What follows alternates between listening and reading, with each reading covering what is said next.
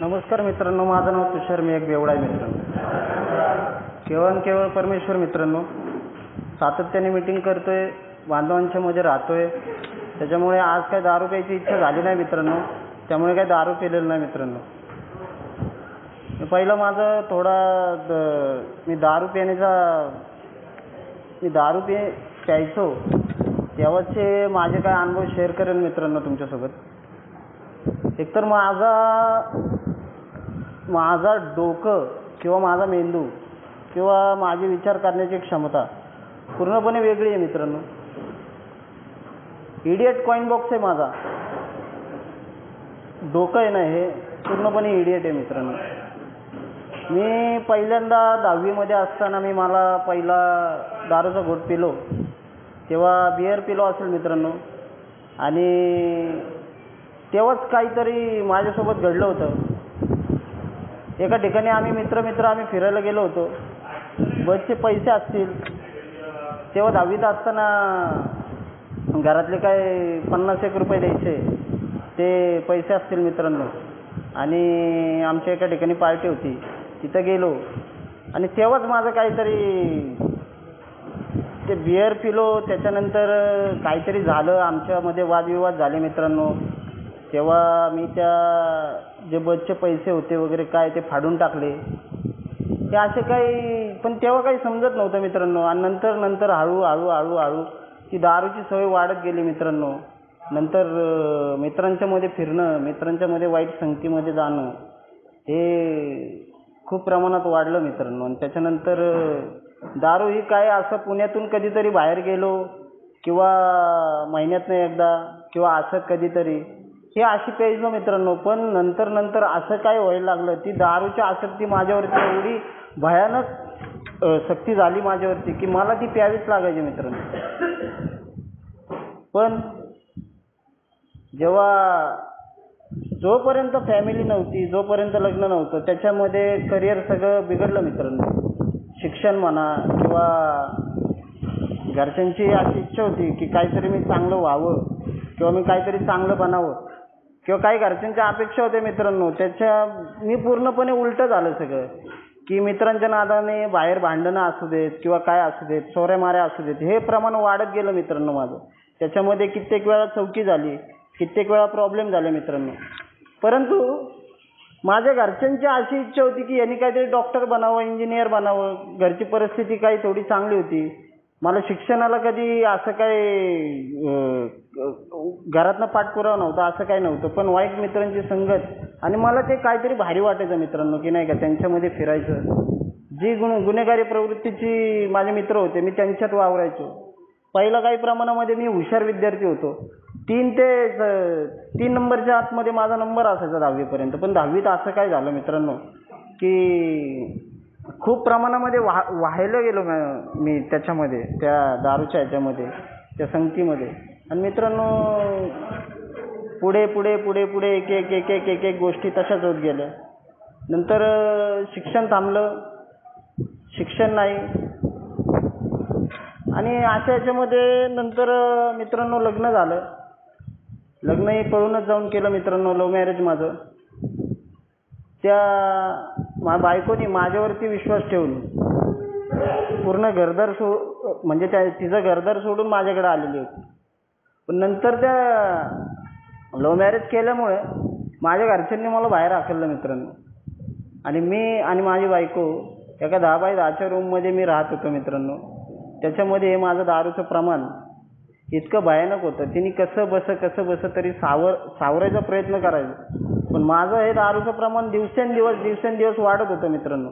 मग ते घरामध्ये तिला शिवीगाळ, मारहाण हे होत होतं.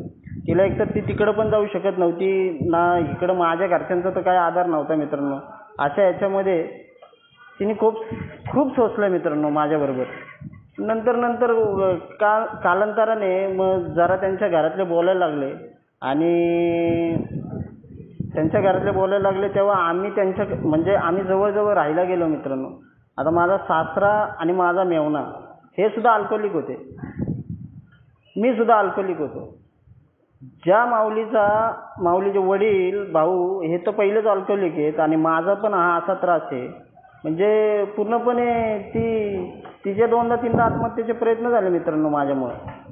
आणि नंतर जेव्हा की मी असं थांबायचो की नाही का, काही घरामध्ये किरकिर झाली, खूप मोठं काहीतरी बाहेर झालं आहे, भांडणं झालेत किंवा काय झालं, नको दारू नको की नाही का बाबा, हेच वारंवार होतं आहे आपल्याबरोबर. आणि मी थांबायचो. आता बांधव बोलत होते, माझा बिंज पॅटर्न होता. मी असंच करायचो, 2-3 महिने थांबायचो आणि जेव्हा दारू प्यायला चालू करायचो ते माझं प्रमाण इतकं डबल टिबल असायचं की ती 3 महिन्याची दारू मी एकाच दिवशी पिऊन घ्यायचो. हे माझं नेहमीचा प्रॉब्लेम झाला होता.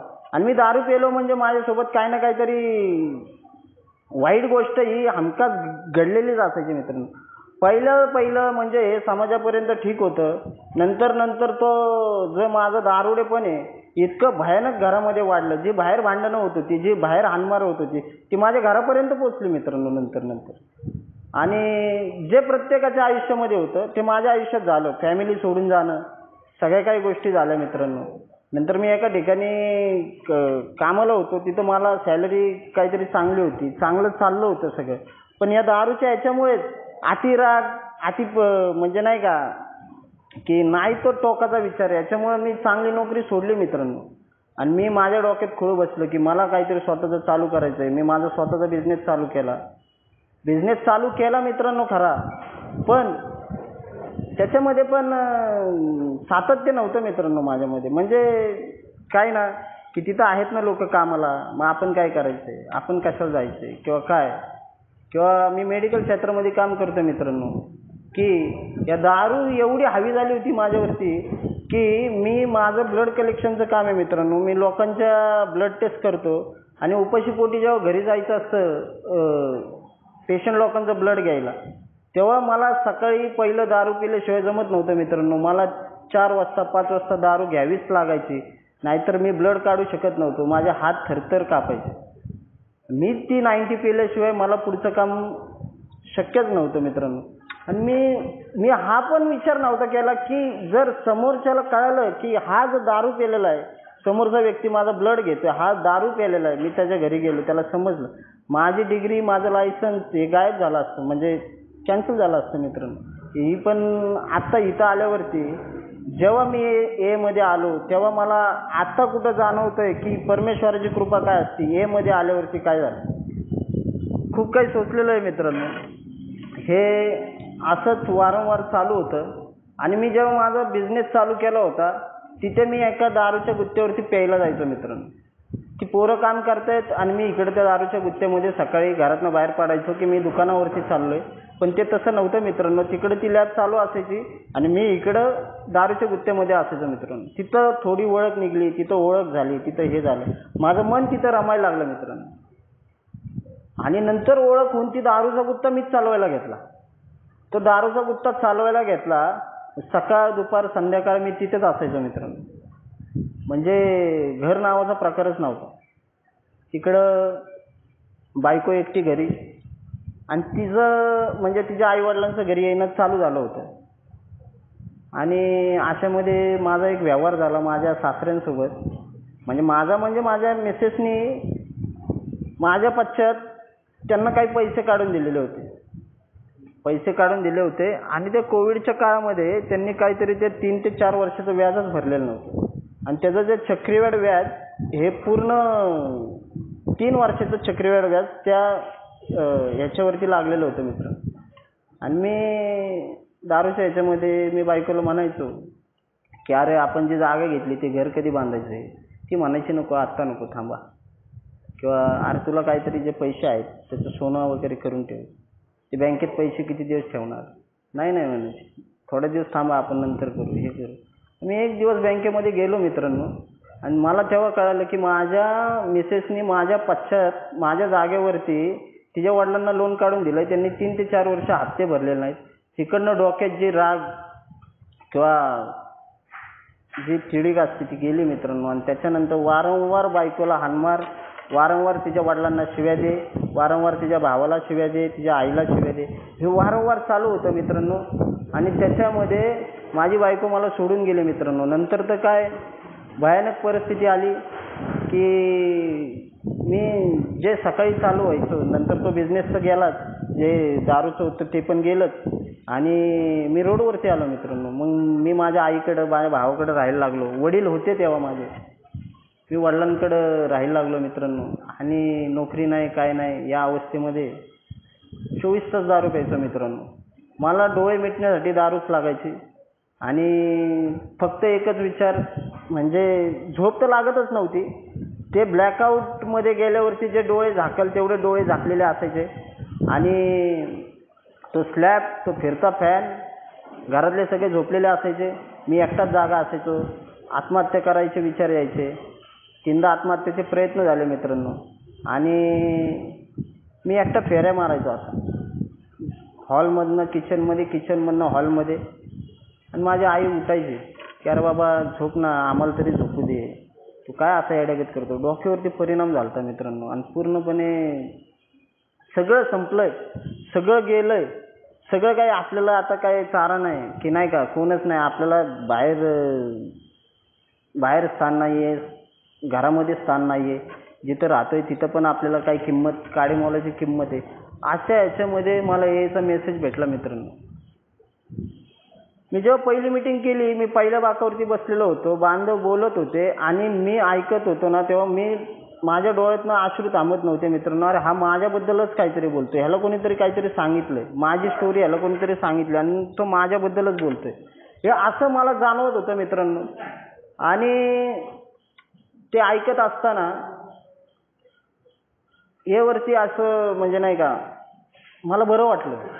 आणि मी कामधंदे नसल्यामुळं मी आपल्या सारसबागेपाशी इंटरग्रुपच्या ऑफिसला सकाळी डबा घेऊन यायचो, बसायचो. असे काहीतरी मला होत 80-85 दिवस झाले होते. आणि माझ्या घरामध्ये माझ्या बहिणीचं लग्न निघालं तेव्हा कुठंतरी माझ्यावरती घरच्यांनी थोडाफार विश्वास ठेवायला चालू केला होता आणि सगळी लग्नाची मॅनेजमेंट माझ्याकडे दिली होती. ते डेकोरेशन असू दे किंवा बँडचं असू दे, जेवणाचं असू दे. आणि त्या दिवशी माझ्या खिशामध्ये ₹1,00,000 माझ्या चुलत्याने माझ्याकडे दिलेले होते. की त्या दिवशी म्हणजे असं झालं मित्रांनो की जो बांधव माझ्यासोबत होता ते माझे चुलतेच होते, त्यांनी मला मेसेज दिला होता. आणि दिवसभर लग्नामध्ये काही केलेलं नाही, परंतु मला असं वाटायचं की इथं आल्यावरती दारूच पिता येत नाही, इथं मध्ये आल्यावरती दारू पिता येत नाही असं मला वाटायचं. आणि तेव्हा काहीतरी खूप भारी वाटायचं, अरे 80 दिवस आपण दारू पिलेलं नाही, 85 दिवस आपण दारू पिलेलं नाही. आणि त्याच दिवशी लग्नामध्ये दिवसभर माझे चुलते जेवायचं म्हणून, आम्ही लग्नामध्ये काही बांधव लग्नाला आलते माझ्या बहिणीच्या, तेव्हा जेवायचं म्हणून आम्ही थांबलो होतो सगळे. आणि माझे चुलते बाहेर गेले आणि मग एक बांधव म्हणला चल त्यांना बघून येऊ म्हणले आपण. आणि आम्ही दोघं बाहेर बघायला गेलो आणि ते माझे चुलते होते ते एका बारमधून बाहेर पडले. आईला मला तेव्हापासून आहे ना, त्यांना मी बारमधनं येताना बाहेर पाहिलं आणि माझ्या डोक्यात घंटा वाजायला लागली. आईला हा माणूस कसं काय पिऊ शकतो राव, हा मध्ये जातो राव, हा कसं काय पिऊ शकतो दारू, असं तसं नाही का माझ्या डोक्यात दिवसभर तो विषय कॅरी करत बसलो होतो. नंतर सगळे फोटो काढणं झालं, बहीण जायची वेळ आली तेव्हा बहीण गेली. त्याच्यानंतर ते सेटवाले होते किंवा साऊंडवाले होते ते म्हटले की अहो काय आहे की नाही, सगळे गेले होते. माझ्या घरातले त्या लॉनच्या पलीकडेच आमचं घर होतं, त्यामुळे घरातले सगळे तिकडे गेले होते. आणि घरातल्यांना असं वाटत होतं, एक विश्वास होता की बाबा हा तुषार आता काही करणार नाही, तुषारनी आत्ता एवढी जिम्मेदाऱ्या सगळ्या पार पाडल्या दिवसभर सगळ्या, आणि लग्न हे खूप छान झालंय, हा काही करणार नाही. आणि तेव्हा ते साऊंडवाले किंवा काय ते सेटवाले होते ते मला म्हणले तुषार भाऊ काय आहे की नाही, म्हणलं चला इथंच आहे जवळ, म्हणून गेलो त्यांच्यासोबत. त्यांना एक असं काहीतरी सांगितलं आणि माझ्या तोंडातनं आपसूक शब्द आला की बाबा मला एक 90 घे. ते एका ह्याच्यावरती जे घेतलंय त्या ह्याच्यावरती ते थांबले मित्रांनो. पण ते एक पेस तोपर्यंत माझ्या 2 ते 2.5 झाल्या होत्या मित्रांनो. आणि त्या 2-2.5 करून मी जेव्हा घरी गेलो तेव्हा पहिला राग तो माझ्या बायकोवरती निघाला की एकतर तिच्या वडिलांकडनं आमच्या घरातल्यांनी परमिशन काढून तिला लग्नाला आणलं होतं, तो राग माझ्या डोक्यात होता. सगळा राग माझा तिच्यावरती निघाला. माझ्या बायकोला मी भयानक शिव्या दिल्या, तिला मारली, तरी ती आता एवढे नातेवाईक होते तरी तिने मला जेवायचं ताट आणलं आणि मला जिथं जेवायला बसवलं मित्रांनो, त्या जेवायच्या ह्याच्या मी त्या ताटामध्ये वकलो. माझ्या अंगावरती सगळ्या उलटी होती, सगळं काय होतं. त्या अवस्थेत तिने मला बेडरूममध्ये नेलं, त्या ह्याच्यात झोपवलं मित्रांनो. पण एवढं ऊन पण दुसऱ्या दिवशी सकाळी जेव्हा मला 4 वाजता जाग आली मित्रांनो, मला पहिला विचार आला की मला परत दारू पाहिजे. मी परत सकाळी 5 वाजता मी चालत चालत चालत चालत तिथे गेलो. तिथे शोधलं की इथं हे कुठं भेटतं. आणि मी आदल्या दिवशी एका ठिकाणी चांगल्या ठिकाणी प्यायला बसलो होतो, पण मी दुसऱ्या दिवशी 5 वाजता मी हातभट्टीच्या धंद्यावरती होतो. आणि माझ्या मनामध्ये मी लाईनीत थांबलेलो होतो आणि माझ्या मनामध्ये मी आपली याची प्रार्थना करत होतो मित्रांनो की मला दारू प्यायची नाही, मला दारू प्यायची नाही, मला दारू प्यायची नाही. पण माझ्यावरती एवढी आसक्ती म्हणजे एवढी हावी झाली होती की मी काल काहीतरी भयानक केलेलं आहे किंवा काहीतरी गोष्टी केलेल्या आहेत आणि त्याची गिल्ट माझ्या मनामध्ये येत होती आणि ती मला विसरायला मला परत दारूच प्यावी लागली मित्रांनो. हे वारंवार होत होतं. परत दुसऱ्या दिवशी बायको घर सोडून निघून गेली, पोरगी गेली, सगळं काही झालं मित्रांनो.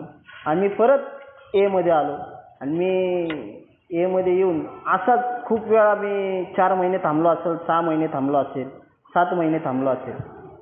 पण असं काय व्हायचं माझ्या बाबतीत की मला वारंवार ही दारू प्यावीच लागायची. म्हणजे प्यावीच लागायची म्हणजे ती माझी मस्ती होती मित्रांनो. आणि मी प्यायचो आणि मला हिचं बांधव मला सांगायचे, बाबा आम्ही अनुभव घेतलेत, तू आमच्या अनुभवातनं शिक, स्वतः अनुभव घेऊ नको. पण नाही, दारुडा अनुभव घेतल्याशिवाय ऐकत नाही मित्रांनो. आणि मला इथं सांगायचं, जे आहे ते टिकून राहील. आता जर व्यवस्थित आलास, व्यवस्थित मीटिंग केल्यास, जे आहे ते टिकून राहील, ते काही जाणार नाही. पण मध्ये आल्यावर भरपूर वेळा असे माझे खेळ झाले मित्रांनो आणि मला त्याचे भयानक फटके बसलेले आहेत. भयानक फटके. ह्याच्या आधी कळत नव्हतं की दारू पिलो आणि असे काही एवढे मोठे असं काही झालेलं नव्हतं की. पण हिथं आल्यानंतर आजार समजायला लागला की आणि मी माझा आजार हा माझ्या डोक्याशी निगडीत करायला लागलो.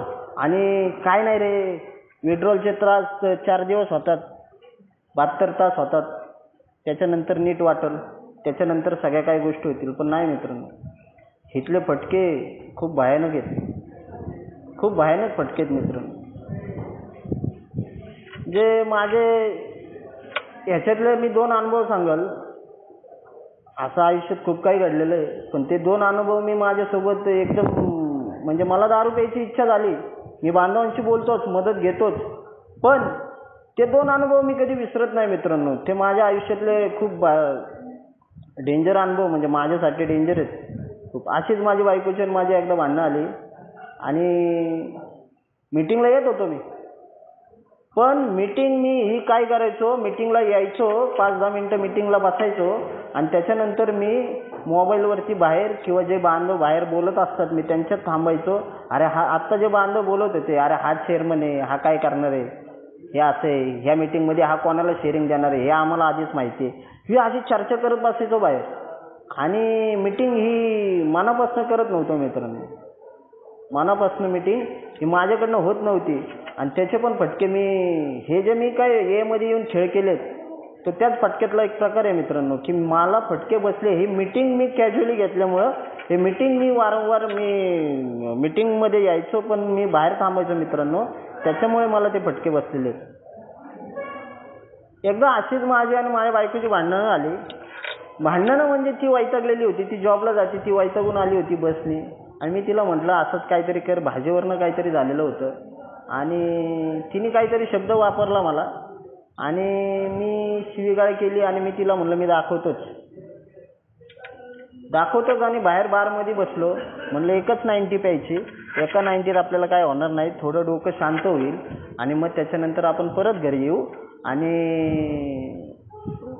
जाऊ देत म्हटलं की नाही का, एकच 90 पिऊ आणि येऊ घरी म्हटलं. मित्रांनो तिथं 90 प्यायला गेलो, 90 घेतली. 90 प्यायल्यानंतर माझे विचार बदलले. बायकोविषयीची खुन्नस माझ्या डोक्यामध्ये भिनभिनायला लागली. आम्ही म्हटलं हिला दाखवतो आणि मी कुठंतरी म्हटलं तिकडे गेल्यावरती कुठं ना होणार, मी तिला मारहाण करणार, शिवीगाळ करणार. मी 2 दिवस कुठंतरी घर सोडूनच जातो. कोणाला काही बोललो नाही, काय नाही. मी गेलो, गाडी काढली, पुन्हा स्टेशनला गेलो, मुंबईचं तिकीट काढलं मुंबईचं तिकीट मी कधी रेल्वेने प्रवास केलेला नाही मित्रांनो, आणि पिलेलं असल्यामुळं मला काही कळेना की कुठलं प्लॅटफॉर्म कुठं, काय कुठं, कसं जायचं, काय कसं. बेवडा हुशार असतो मित्रांनो. मी परत तिथनं बाहेर आलो. नको म्हणलं राव, हे काही कळत नाही आपल्याला, आपण बघू. तिकडनं उठलो आणि वाकडेवाडी आत्ता एस टी स्टँड झालेलं आहे नवीन, मी तिथं जाऊन बसलो. तिथे परत दारू पिलो आणि तिथं एका ठिकाणी बसलो, म्हणजे बस स्टँडवरती, आणि ब्लॅकआउट होतो. आणि जेव्हा मला जाग आली, समोर दिसली मला नाशिकची गाडी. आईला म्हणलं, वेडेपणाच म्हणावं लागेल याला. नाशिकला आमचं कोण नाही, काय संबंधच नाही नाशिकला जायचा. बसलो त्या गाडीत, गेलो नाशिकला. नवा स्टँड म्हणून नवा स्टँड आहे, तिथे गेलो. सकाळी तिथे पोचलो असेल, एक बिस्लरी घेतली, तोंड वगैरे धुतलं मित्रांनो. आईला मी तिथं विचारायला लागलो लोकांना की इथं दारू कुठं भेटते. माझ्या खिशात पैसे होते, सगळं काय होतं.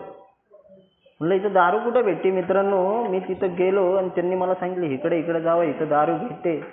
आम्ही तिथं गेलो. तिथं पण बीच सकाळी एकच घेतली, एकच 90 पेलो. परत येऊन स्टँडवरती बसलो. नको म्हणलं, बस आता आपण परत पुण्याची एस टी पकडू आणि तिकडं जाऊ मित्रांनो. पण म्हणलं काहीच झालं नाही. परत गेलो आणि जो माझ्यासोबत तिथं पहिल्या टेबलला जो माणूस पेत होता, की त्याला विचारला, म्हणलं काय ते एकच घेऊन बसले तुम्ही, एवढ्या हळूहळू पितात का दारू. म्हणले नाही. तो मला सांगायला लागला की पोटाला त्रास होतो, लिव्हरला त्रास होतो, असं होतं तसं होतं. आणि मी त्याला म्हणलं अशी दारू पित नाही, एक 90चा एक पॅक करायचा, थापदेशी मारायचा आणि जायचं म्हटलं. तर ते आमचं संभाषण वाढलं आणि त्याने मला विचारलं तुम्ही कुठं राहता. मी म्हणलं मी पर्वती लक्ष्मीनगरला राहतो. अरे तो म्हणला माझ्या आत्याचा मुलगा तिथं राहतो. म्हणलं लावा फोन, तो माझा मित्र आहे.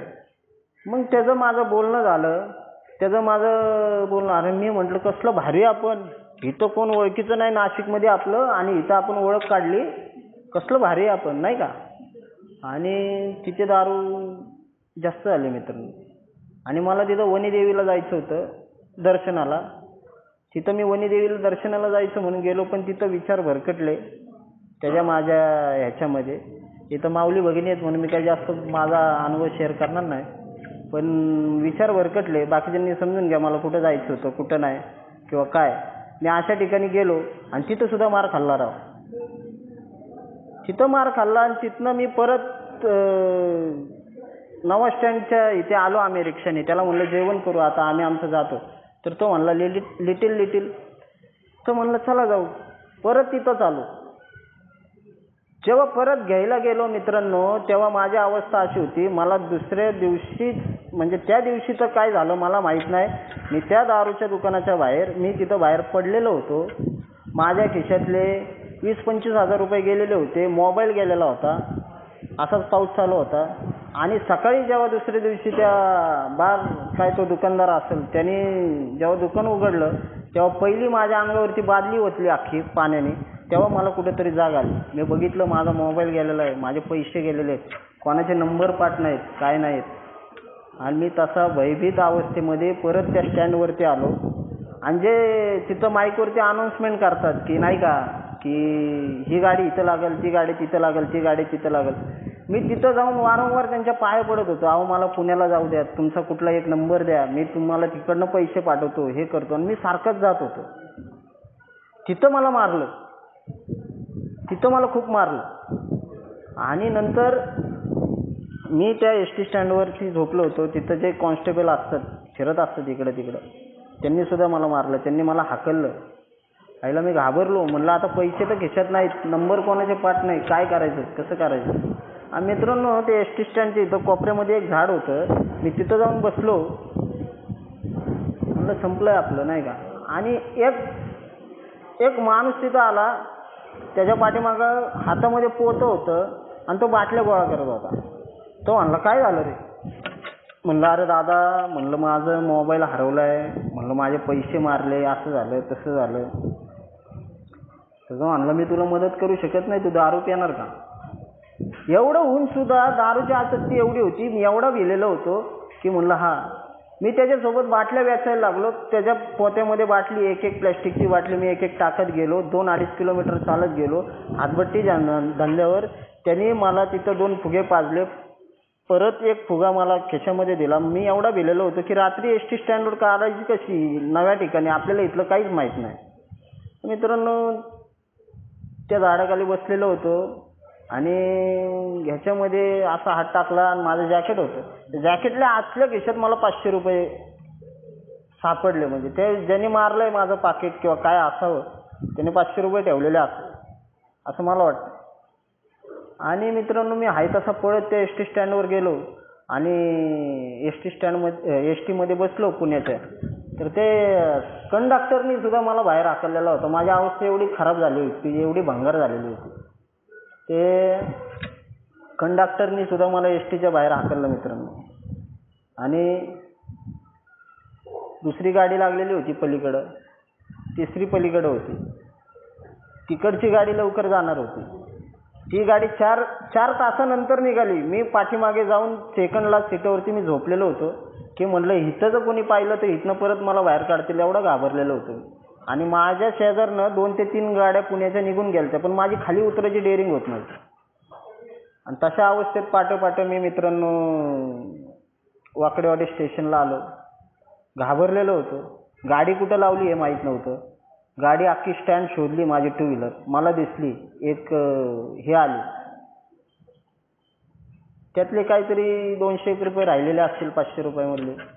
अरे गाडी तर आहे आपली, सगळं काय आहे. पुण्यात पण आलो आपण. समोर अंडा भुर्जीची गाडी आहे, भूक लागलेली. त्याला म्हणलं अंडा भुर्जी दे. त्याला म्हणलं इथं भेटते का. एवढं होऊन सुद्धा मला परत दारू एवढी आसक्ती झाली होती माझ्यावरती की मला दारूसाठी मी काही करू शकत होतो. आणि मी 5 वाजता परत तिथं स्टँडवरती दारूच पेलो. गाडीत पेट्रोल आहे नाही माहिती, काय आहे नाही माहिती. ह्या अशा गोष्टी वारंवार घडत होत्या मित्रांनो. शेवट माझ्या वडिलांनी, आता बांधव जेव्हा बोलत होते की मी वडिलांना खूप त्रास दिला आहे किंवा काय, तेव्हा माझ्या वडिलांचं मला हे आठवलं मित्रांनो. माझ्या वडिलांनी मी कधी माझा जन्म जसा झाला आहे, मला जसं कळतंय, माझ्या वडिलांनी मी कधी बोललेलं नाही मित्रांनो. परंतु शेवटच्या त्यांचं निधन झालं. त्यांच्या जेव्हा जायचं 1 वर्षभर आधी असेल तेव्हा मी त्यांच्याशी ते माझ्याशी बोलायला लागलेले होते. सगळ्या काही गोष्टी अशा चालल्या होत्या. चांगलं चाललं होतं घरामध्ये. मी यायच्या मीटिंग करत होतो मित्रांनो. पण त्यांना जेव्हा हॉस्पिटलायझेशन करायला लागलं तेव्हा की त्यांना पहिलं केम हॉस्पिटलला नेलेलं होतं. तेव्हा काही नाही, मला मीटिंग मिळायची मित्रांनो. मी मीटिंग करायचो, हॉस्पिटलमध्ये जायचो. पण त्यांना जेव्हा ससूनला नेण्याची वेळ आली, ससूनला जेव्हा नेलं, तेव्हा माझ्या डोक्यामध्ये विचार चालू झाला. आम्ही पॅथॉलॉजीवाले RJ डॉक्टर, आमच्या मनाशीच आम्ही निगडीत काही ना काहीतरी विचार करणार, ह्याचं असं आहे, ह्याचं तसं आहे, ह्याचं एजबीत असं आहे. आणि मित्रांनो, जेव्हा ससूनला नेलं ना, तेव्हा मी रात्री झोपायला तिथं असायचो ना, ते रात्रीचे उठवायचे आणि सांगायचे की तुम्ही तुमच्या पेशंटचा ब्लड टेस्ट करून आणा किंवा काय करून आणा. रात्री 2 वाजता 2:30 वाजता कधी आवाज द्यायचे. आणि ससून हे भयानक आहे राव. मी माझ्या वडिलांच्या वेळेस अनुभवलं. आणि तिथं हे करायला जायचो ना, टेस्टिंग म्हणा किंवा गोळ्या औषधं आणायला बाहेर पाठवलं की मग तिथनं जायचो आणि बाहेरनं पिऊन मी वडिलांच्या शेजारी झोपायला यायचो. पण वडिलांनी माझे काय मध्ये येतोय तेव्हा काही मध्यमुक्तीचे काही दिवस पाहिलेले होते. मला ते म्हणायचे की बाळा, तू तिथं जातोय तिथं तरी व्यवस्थित जा, व्यवस्थित कर, सगळ्या काही गोष्टी कर. पण नाही राव, मी जोपर्यंत माझ्याशी प्रामाणिक होत नाही ना, तोपर्यंत काही गोष्टी होऊ शकत नाही मित्रांनो. किंवा मी मीटिंग ही प्रामाणिकपणे जेव्हापासून करत नाही किंवा प्रामाणिकपणा माझ्यामध्ये येत नाही, तोपर्यंत मला मध्यमुक्ती नाही मिळू शकत मित्रांनो. आणि तेव्हा माझ्या वडिलांचं त्यांना ससूनमध्ये ICUमध्ये नेण्याची वेळ आली मित्रांनो. तेव्हा माझ्या आई आणि भाऊ हे ICUच्या वरांड्याच्या मध्ये बसलेले होते. तेव्हा मी म्हटलं की मी खाली जाऊन आलो किंवा मी वडिलांना बघून आलेलो होतो. वडिलांना बघितलं, त्यांना व्हेंटिलेटर लावलेलं होतं. ही छाती फक्त वर खाली होत होती. आणि मी तिथं वारंवार त्यांना माझ्या आईला किंवा माझ्या भावाला म्हणत होतो, अरे त्यांचं हे झालेलं आहे, तुम्ही उगाच वेळ वाया घालू नका. नाही का काय आहे काय नाही ना, तुम्ही ते त्या डॉक्टरांना विचारून हे करा म्हणायचं. माझी आई काही बोलायची नाही. आईची अवस्था थोडी हे झालेली होती. भाऊ पण माझ्याशी काही बोलायचं नाही, म्हणजे बोलायचं नाही म्हणजे या विषयावरती. तो मला फक्त म्हणला ए बाबा तू शांत बस, एक तर तू आमच्यापासून लांब बस. मी परत खाली गेलो आणि ते वडिलांचं ते व्हेंटिलेटरचं कारण फक्त माझ्या डोक्यामध्ये. मी तिथं ससूनच्या खाली गेलो, तिथं परत काही प्रमाणात दारू पिलो, फुल म्हणजे खूप प्रमाणात दारू पिलो आणि मी वरती आलो. आणि मी म्हटलं आईला म्हटलं अगं तुला किती वेळा सांगतोय, तुला कळत नाही का, मी काम करतोय म्हटलं याच्यामध्ये, ते माणूस गेलेला आहे, तुम्ही कशाला इथं उगाच डेडी म्हणजे हे करताय, झालेलं आहे सगळं. ह्या असल्या दारूच्या ह्याच्या मला हे करायचं नव्हतं मित्रांनो, पण दारूने माझ्याकडनं हे करून घेतलं मित्रांनो. आणि मी तिथे आत गेलो ICU मध्ये आणि जे शिकाऊ डॉक्टर असतात त्याला बोलवलं. म्हणलं दादा अरे असं असं झालंय, म्हणलं तू कशाला उगाच हे करतोय, मी पण लॅबमध्ये काम करतो, मला काही गोष्टी माहिती आहेत, तू कशाला हे करतोय म्हटलं, नाही का ते डिक्लेअर करून टाकतो. मला म्हणला की नाही बाबा आम्ही नाही म्हटलं सर की आम्हाला शेवटपर्यंत प्रयत्न करावे लागतात म्हटले, आम्ही असं डिक्लेअर नाही करू शकत की डेड झालं किंवा काय झालं. त्याचा मला राग आला आणि मी त्याला कानफडीत दिली मित्रांनो आणि त्याला शिव्या दिल्या. तिथं माझी धरपकड झाली ससूनच्या ICU मध्ये. ICUच्या बाहेर 2 कॉन्स्टेबल असतात, त्यांनी मला एवढा मार मारला बाहेर ससूनमध्ये. आणि म्हटलं ह्याच्यासोबत कोण आहेत ना, ह्यांना घरी घेऊन जावं म्हटले. काय असं तसं नाही का, माझा भाऊ रात्री 2-2:30 वाजता मला त्या अवस्थेमध्ये ससूनमधनं घरी घेऊन येत होता. मी तिथं रोडवरची जेवढी लोक असतील किंवा झोपलेले असतील, भिकारी वगैरे असतील किंवा कोण ह्याच्या साईडला लोक झोपलेले असतात, मी त्यांना शिवीगाळ करत होतो, अशा गोष्टी करत होतो मित्रांनो. आणि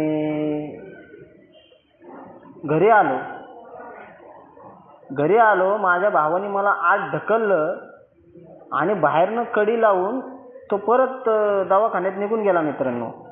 दवाखान्यात निघून गेला आणि मी तोपर्यंत घरातला TV फोडलेला होता, घरातली मांडणी पाडलेली होती, कपाट फोडलेलं होतं, सगळं काही फोडलेलं होतं. आणि सकाळी अचानक माझ्या घरी 6 वाजता लोक यायला चालू झाली, म्हणजे पाहुणे मंडळी यायला चालू झाली. तेव्हा मला कुठेतरी कुणकुण लागली की माझ्या वडिलांचं काहीतरी हे झालेलं आहे म्हणून.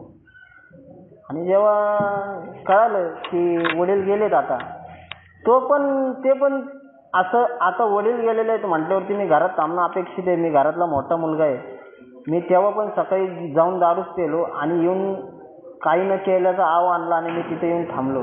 जेव्हा डोकं मांडीवरती देतात अशी लोकं सगळी बसलेली होती, तेव्हा आमच्या घरातले म्हणले जा बस आणि ते डोकं मांडीवरती घे. आणि मित्रांनो मी जेव्हा ते माझ्या वडिलांचं डोकं माझ्या मांडीवरती घेतलं तेव्हा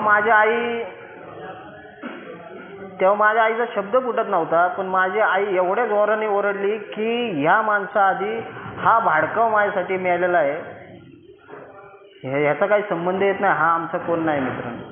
हे मला करायचं होतं का? माझ्या हातनं दारूने खूप सारे वाईट कृत्य करून घेतले मित्रांनो. हे असे काही प्रसंग घडले माझ्या आयुष्यामध्ये. पण जेव्हा मी मीटिंगमध्ये यायला लागलो, मीटिंगमध्ये आलो, मी काही सिनियर बांधवांच्या मध्ये राहायला लागलो, त्यांचे काही शब्द ऐकायला लागलो. सेवेमध्ये, अरे सेवा म्हणजे काय, सेवेमध्ये काय, सेवा काही समजत नव्हती. मग इथं कुठं जनजागरण सभा असेल, कामातनं वेळ काढून मी जायचो, एखादा तास का होईना, अर्धा तास का होईना मी जायचो. मीटिंगमध्ये जाऊन चहा वाटणं असू दे, चहा वाटणं पण एक सेवाच आहे, किंवा फळा लिहिणं असू दे, फळा लिहिणं एक सेवाच आहे. ह्याचा मला फायदा होत गेला. मी केवळ परमेश्वर या शब्दाला हसायचो पहिला, अरे काय केवळ परमेश्वर म्हणतात. जेव्हा भास्कर भाऊ मी जेव्हा फळा लिहायला लागलो आणि मला जेव्हा ते केवळ परमेश्वर या शब्दाचे पावर कळायला लागले, तेव्हा मला जेव्हा प्रचिती येते ना, तेव्हा मला विश्वास बसायला चालू होतो. आज दिवसातून माझं व्यक्तिमत्व असं होतं की मी प्रार्थनेला न मानणारा, देवाला न मानणारा, कशाला न मानणारा.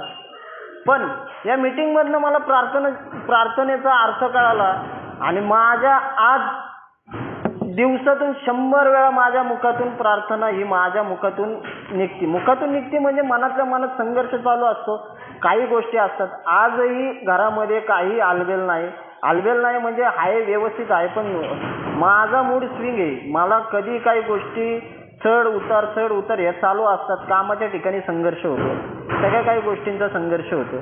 पण मला मीटिंगमधनं काय भेटतं, माझं काय, मला मीटिंगमध्ये आल्यावर माझं पैसा पाणी मला येणार आहे, मला चांगली नोकरी लागणार आहे, किंवा माझी गेलेली बायको मला परत येणार आहे. हे असलं काय होत नाही मित्रांनो. इथं मीटिंगमध्ये काय होतं ना, जे मी पहिल्यांदा माझ्या शेअरिंगच्या स्टार्टिंगला मी जे बोललो की माझा आयडिएट बॉक्स आहे, माझी विचार करण्याची क्षमता वेगळी. हिथं मीटिंगमध्ये आल्यावरती माझी मनस्थिती ही माझी नीट राहते. मनस्थिती म्हणजे काय, तर माझी विचार करण्याची पद्धत बदलते. मला काही लोकांशी कसं बोलायचं. आज मी जर कोणाला फोन केला तर मी त्याला पहिलं विचारतो की तुम्हाला वेळ आहे का बोलायला. हे कुठनं आलं, हे मीटिंगमधनं आणलं, कधीतरी ऐकलेलं आहे, कोणाच्या तोंडातनं तरी शेअरिंगमधनं हे शब्द ऐकलेले आहेत, आणि हे मी माझ्या ह्याच्यामध्ये करायला लागलो. आणि सेवेचा फायदा असा झाला, आज माझ्या घरामध्ये, आज म्हणजे माझ्या सासरवाडीमध्ये माझा मेहुणा हा अल्कोहोलिक आहे. त्याच्याशी रोज माझं म्हणजे संभाषण होत राहतं. आणि ज्यावेळी माझे प्रॉब्लेम चालू होते, माझ्या मिसेसला माझ्या सासरवाडीने त्यांच्याकडे ठेवलं किंवा असं झालंय, त्यांचे माझे खूप भयानक वाद झालेले आहेत मित्रांनो. मी माझ्या सासूला मारलेलं आहे. या दारूच्या नशेमध्ये मी सासूचा गळा दाबलेला व्यक्ती आहे. आणि मित्रांनो, आज माझ्या मेहुण्याची माझी जी परिस्थिती होती तीच माझ्या मेहुण्याची चालू आहे. आणि मला ते दिसतंय माझ्या घरामध्ये, ते मला रोज दिसतंय. पण राव माझी चिडचिड होत नाही. एक काळ माझा असा होता की मी सासऱ्याला मारून टाकायला आणि मेहुण्याला मारून टाकायला, हे माझे विचार होते मित्रांनो. आणि ह्यांनी माझ्यासोबत असं केलंय ना, यांच्यासोबत पण हेच होणार, माझ्या बायकोला सोडलं ना ह्याचा पण डिवोर्स होणार, ह्याचं पण हे होणार, हे माझे विचार होते मित्रांनो. पण नाही माहिती, मीटिंगमध्ये जसं प्रामाणिकपणे मीटिंग करतोय, रोज मीटिंग करतोय, तेव्हा कुठंतरी माझी विचार करण्याची पद्धत बदलली. आज त्याच मेहुण्याविषयी मला प्रार्थना येते की बाबा की याची दारू थांबावी. याच्यासाठी परमेश्वराकडे मी 10 वेळा प्रार्थना करतोय, 100 वेळा प्रार्थना करतोय की जे मी सोचलंय ते माझ्या मेहुण्याच्या वाटेला येऊ नये. आज माझ्या घराचं बांधकाम चालू आहे मित्रांनो. तिथं तो असतो, तो कामाला जात नाही, पण तो तिथं कामावरती लक्ष देतो म्हणजे तो काय करतो, जर यांना हेच आणायचं आहे तेच आणायचं आहे, मी पण त्याला पैसे पाठवतो, अशातला भाग नाही. परंतु तिथं जे काही मटेरियल असेल किंवा काय असेल तो चोरतो, तो गायब करतो. पण हे मला कळतंय, कारण का मी त्यातनं गेलेलो आहे. मी पण घरामध्ये असंख्य चोरी केलेल्या आहेत. तेव्हा माझी बायको, माझी सासू हे बोलतात की बाबा हा मिळाला तर परवडेल किंवा काय. ते मग आता एक बेवड्याला समजून घेऊ शकतो मित्रांनो. बाकी बाहेरच्या जगात कोण कोणाला समजून घेऊ शकत नाही, आपल्याला तर कोण समजून घेऊ शकत नाही. मित्रांनो, आज जेव्हा मी त्यांना सांगायला जातो, मी त्याला खूप वेळा मेसेज देण्याचा प्रयत्न केला, काही बांधवांना सांगितलंय. हे कशामुळे झालं, हे मीटिंगमध्ये येतोय ना, कंटिन्युअसली मीटिंगला येतोय, बांधवांच्या संपर्कात आहे ना, बांधवांशी शेअरिंग करतो ना, किंवा माझा काही छोटा मोठा प्रॉब्लेम असू दे, मी बांधवांना बोललो ना तर माझा त्यातनं प्रॉब्लेम निघतो. जो शेअरिंग करणं जो आहे ना, तुमचा जो प्रॉब्लेम आहे तो शेअरिंग करणं, तो पण एक सेवेचाच प्रकार आहे मित्रांनो. तुमच्या शेअरिंगमधनं कोणाला तरी फायदा होतो, ही पण एक सेवाच आहे. आज एक कुठलंही काम असू दे, छोटं मोठं काम असू दे, मी प्रार्थना करतो मला त्याचा भाग होता, म्हणजे मला त्याचा भाग होता यावं. आणि मी हसतमुख काम करतो मित्रांनो. त्याचा मोबदला मला तो परमेश्वर कसा देतो. आज माझं सगळं काही संपलेलं होतं, पण एक दिवसाच्या हिशोबाने सगळं काही आलेलं नाही आहे. पण माझी मनस्थिती, मी देवाला फक्त एकच सांगतो, मी परिस्थितीला जास्त महत्त्व देत नाही, म्हणजे पैसा, गाडी, घोडा वगैरे काय त्याचा. पण जे माझं विचार करण्याची जी क्षमता आहे ना, किंवा माझे जे भंगारडे विचार आहेत ना, ते माझे विचार पॉझिटिव्ह व्हावे. कारण का दारू पिण्याचे आहेत एवढे निगेटिव्ह विचार केलेले आहेत मित्रांनो की भयानक. म्हणजे ते आत्महत्येचे विचार, बायकोलाच मारून टाकायचं, पोरीलाच मारून टाकायचं, हे सगळे भयानक विचार होते मित्रांनो. पण आज इथं असं काय झालं की जिथं मी कामावरती, म्हणजे कामाच्या इथं माझं अल्कोहोलिझम माझ्या मालकांनी पाहिलेलं आहे, माझ्या सरांनी पाहिलेलं आहे, त्याच ठिकाणी आज मला कामाला ठेवलंय, ही कशाची देणे, या मीटिंगची देणे मित्रांनो. मी ग्रॅटिट्यूड ठेवतोय का त्या गोष्टीचा, की ज्या ठिकाणी मला कामाच्या ठिकाणी मला काढून टाकलं पाहिजे होतं नियमाने, अशा मेडिकलच्या ठिकाणी मला तिथं त्या सरांनी कामाला ठेवलेलं आहे आणि मी रोज कामाला जातोय, हसतमुख कामाला जातोय.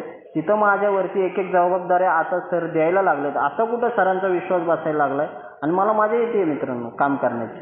हे कशामुळे होतंय ना, तर रोज सकाळची गुड मॉर्निंगची मीटिंग होते, थोडीफार का होते, संध्याकाळची मीटिंग होते, बांधवांच्या सतत संपर्कात असतो.